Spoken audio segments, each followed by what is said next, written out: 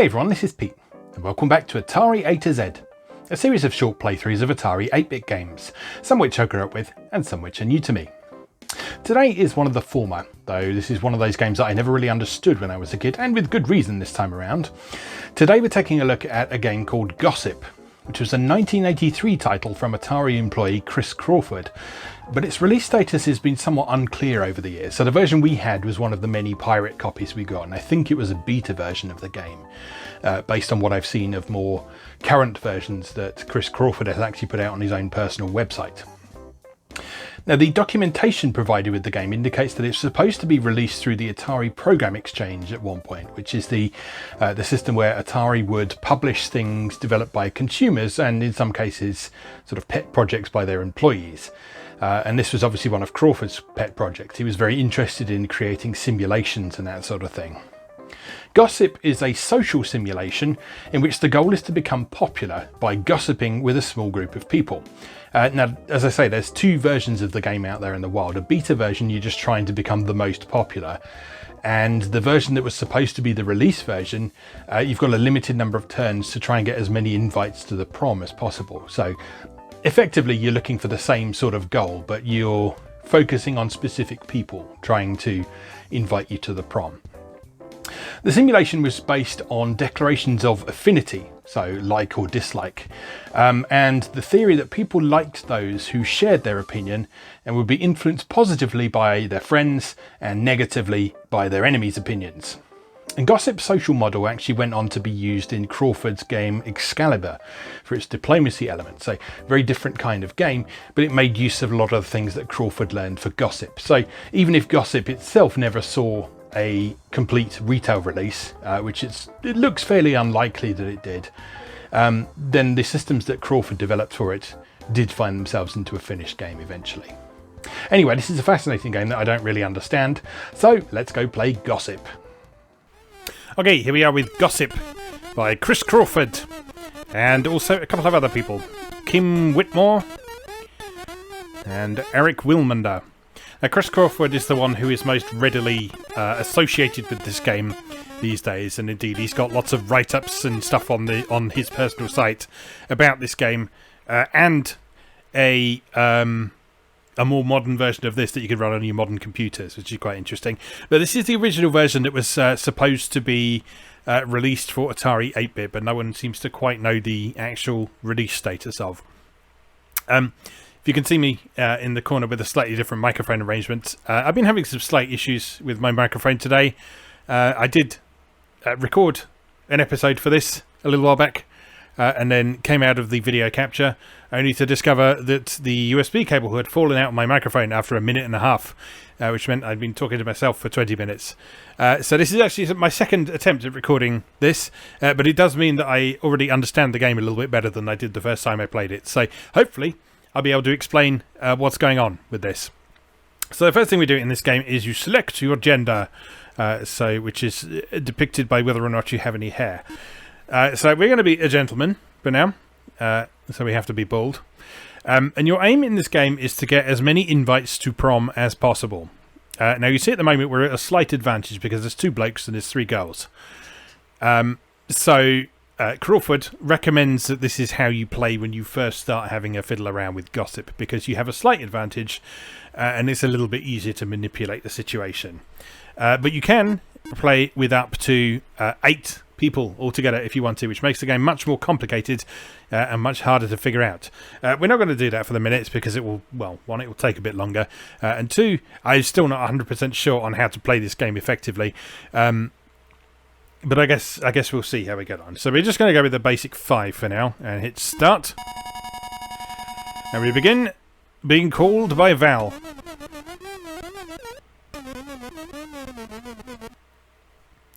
Right. Val tells us that she feels really positively about Amy. Now, at this point, we can choose, using the joystick, how we feel about Amy. And I think I made a mistake there by pressing the button. In fact, can we start again? No, we can't start again. I'm going to hit reset. And it's going to load the game again. Sorry. Anyway, this time with me using the correct joystick controls, I'll explain what we're doing. So, when someone tells you how they feel about someone, you can then push the joystick up and down to indicate how you feel about them, and that's represented by several different facial expressions, ranging from strongly positive to strongly negative. And the theory that this game runs on is that people like people who share their opinions. So if Val tells us that she really likes Amy, for example, which she's probably not going to do now because all the reactions are randomised each time, if we agree with her, she will like us more. So Val likes Liz. That's not like top-notch liking, but it's pretty strong. So if we make the same facial expression to indicate that we like Liz that much, Val will theoretically like us more. Now Val also likes Jim. We want Val to like us. We don't want Jim to like us because no. None of that gay stuff going on in the 1980s. So, but for now, we'll say that we like Jim as well. Val feels pretty neutral about Amy. So, for now, let's also say we feel pretty neutral about Amy. And that should have buttered up Val pretty nicely. So now Jim is calling.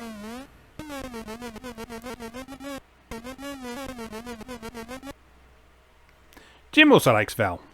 This is not boding well for us getting prom invites, but we can also say that we like Val, because if that information gets back to Val, it will make her feel more positively about us. Jim likes Liz, not as much as Val, but he likes Liz. We can, what have we said already? If you press select, you can bring up this matrix, which includes all the information that you think you know at this point. All the information that people have told you, anyway. It's not necessarily correct, but this is what you think you know at this point. So, we know that Val likes Liz a lot. Slightly more than Jim.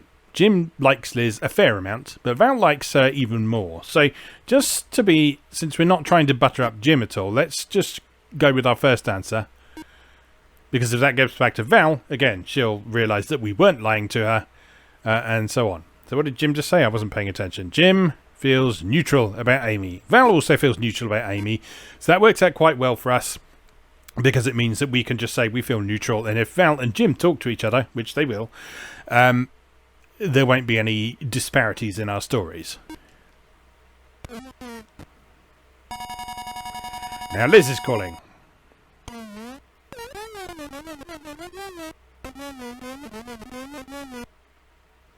Liz really likes Val. Which is good, because we really like Val as well. Liz also really likes Jim. We're in a bit of trouble here. Because two of the girls seem to like Jim a lot. But we can make them like us more by saying that we also like Jim. And then we could stab Jim in the back. Amy doesn't like Liz. Rather, Liz doesn't like Amy. Beg your pardon. Everyone else feels fairly neutral about Amy. So I'm just going to say that I feel neutral about Amy. Now we're going to lie through our teeth to Amy when she talks to us.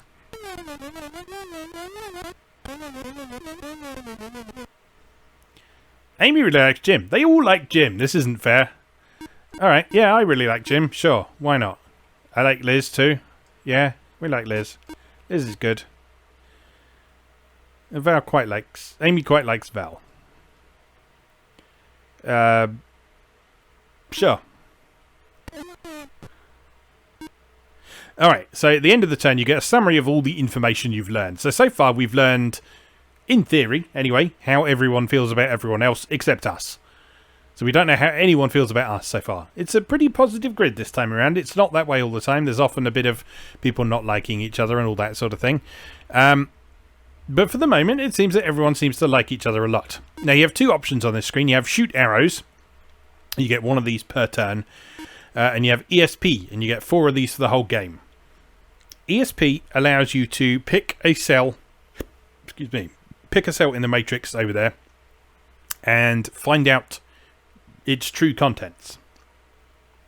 So if you use ESP on a square that already has something in it, you will learn whether or not the information you think you know is correct. And if you use ESP on a square that has a question mark in it, you will learn what is in that square. Now, since we only have 4 empty squares and it all relates to how people feel about us, it would make a certain amount of sense to get a baseline idea of how everyone feels about us to begin with. So Val really likes us. In fact, Val likes us more than Jim, so that's good. Liz, meanwhile... Liz likes us quite a bit. But not as much as Jim. Amy, meanwhile... Amy also likes us a lot. Okay, so we're doing alright at the minute. And just for completion's sake, how does Jim feel? Jim moderately likes us, but not that much. Okay, so now what the arrows do, these are Cupid's arrows. So if you fire a Cupid's arrow at someone in your column, it will make them like you more. If you fire a Cupid's arrow at someone in someone else's column, it will make them like them less. So what we can do in this situation is we can sort of get things nicely figured out with Liz. We could fire an arrow in our column and make her like us a lot. Or we could make her like Jim less.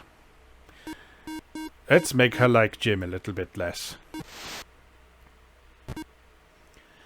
Okay, so me and Jim are now on equal terms with Liz. So we can now manipulate that situation to our advantage slightly. So let's proceed to the next turn. When you see that please wait message there, it means that it's simulating calls between the other people in the background.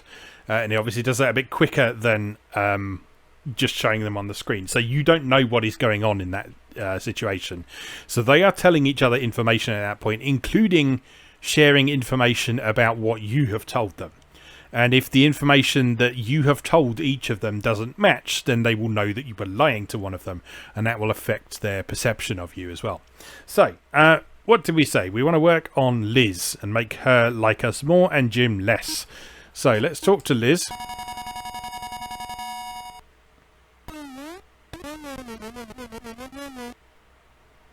So, in theory, we have all the information we need to be able to butter Liz up nicely. So, if we chat about Amy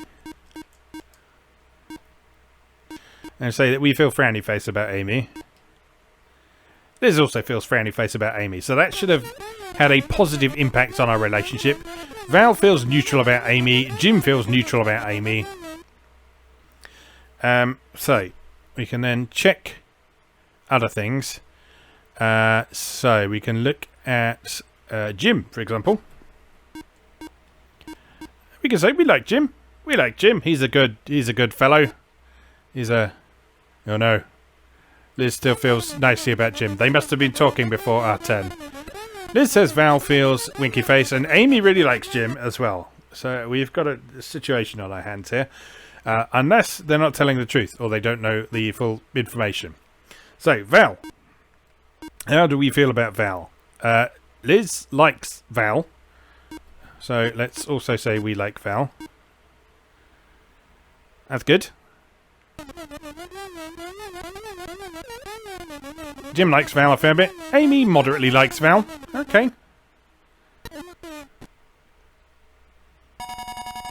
Okay, now Jim is calling.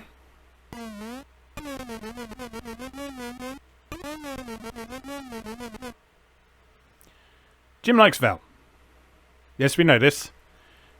We also like Val. We don't really want to butter Jim up, but we do want Val to know that we like her.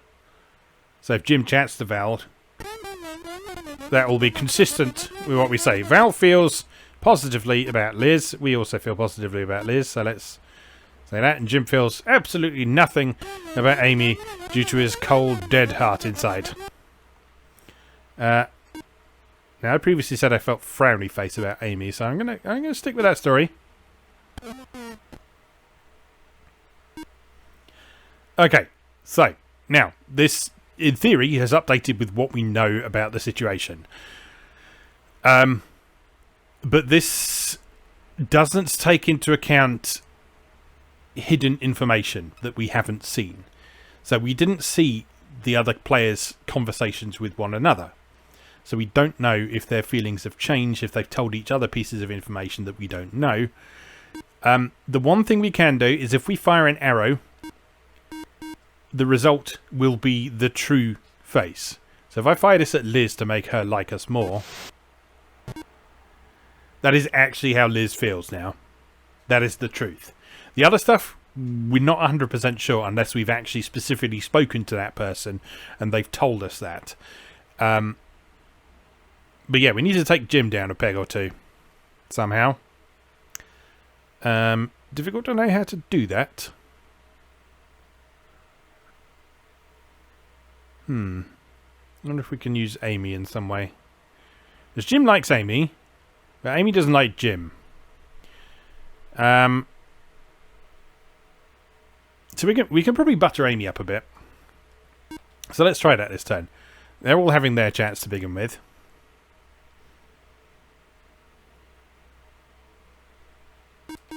And let's talk to Amy this turn.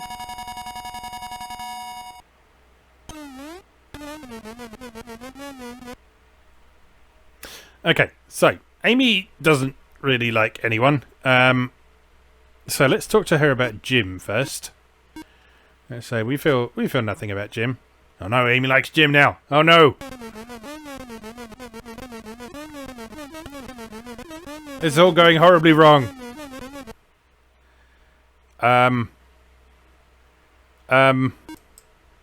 This is a disaster. The episode I recorded earlier, I actually won, but I don't think that's going to happen this time. How do we feel about Liz? How does Amy feel about Liz? Amy feels frowny face about Liz, so we can say that as well. Oh no, Amy likes Liz now. It's all going terribly wrong.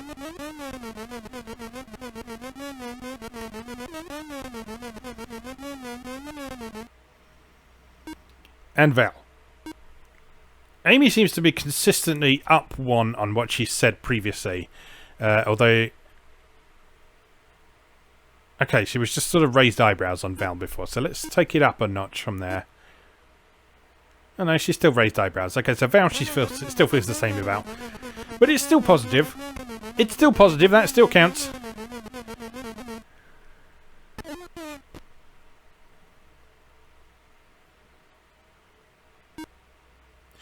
Right. So let's take an arrow and just take old Jim down a peg or two.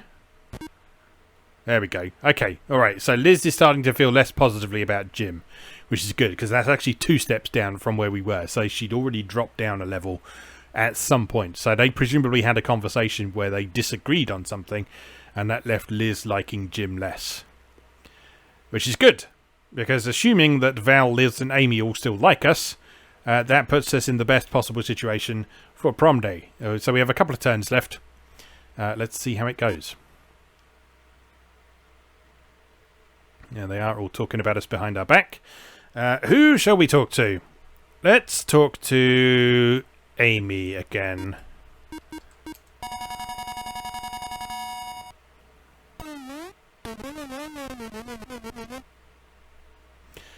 Right. Val. How do we feel about Val? Amy feels like that about Val. Oh, Amy's going off Val.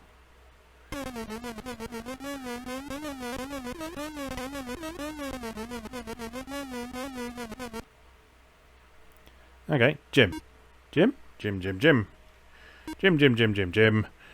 Amy feels smiley face about Jim.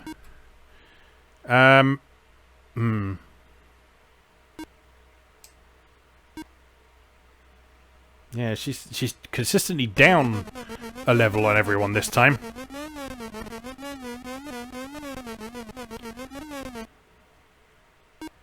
And Liz. Amy. How do we feel about Liz? Like that? There we go. Okay, so we agree with Amy on that one. But if Liz hears about this, oh dear.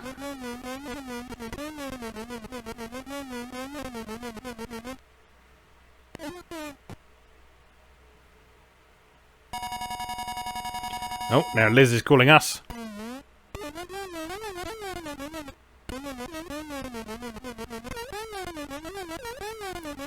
Right, Val likes us, but not top notch. Jim reasonably likes us. And Amy feels pretty positively about us. That's a good update. That's a helpful update.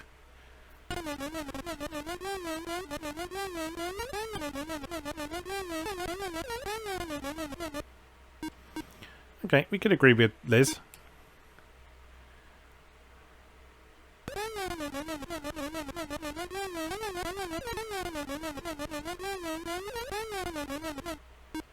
Let's agree with Liz, because we're talking to her.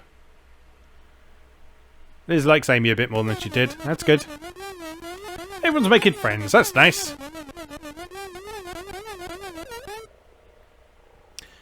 How do we feel about Amy? How does Liz feel about Amy? Liz likes Amy. Liz likes Amy. There we go.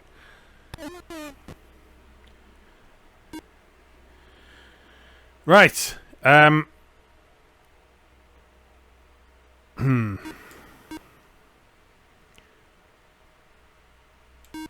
Need to make Jim less of a threat. There we go. That should do the trick. I think this might be the last turn. Yes.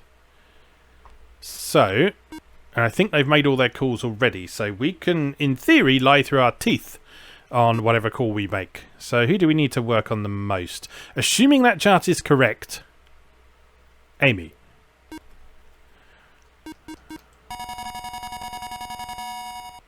But it might not be. Because Amy did tell us some stuff last time that slightly differed from what we thought we knew. Okay, so who should we talk about? Let's talk about Val. And... Okay. Okay. You're very fickle, Amy.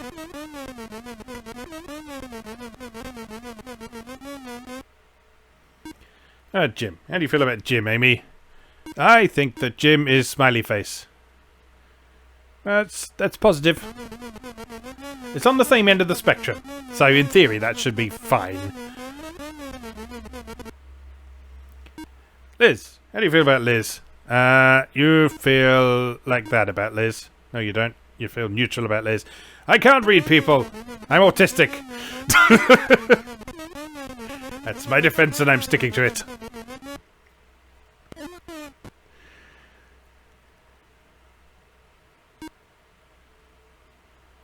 Right, so we have one last opportunity to shoot an arrow.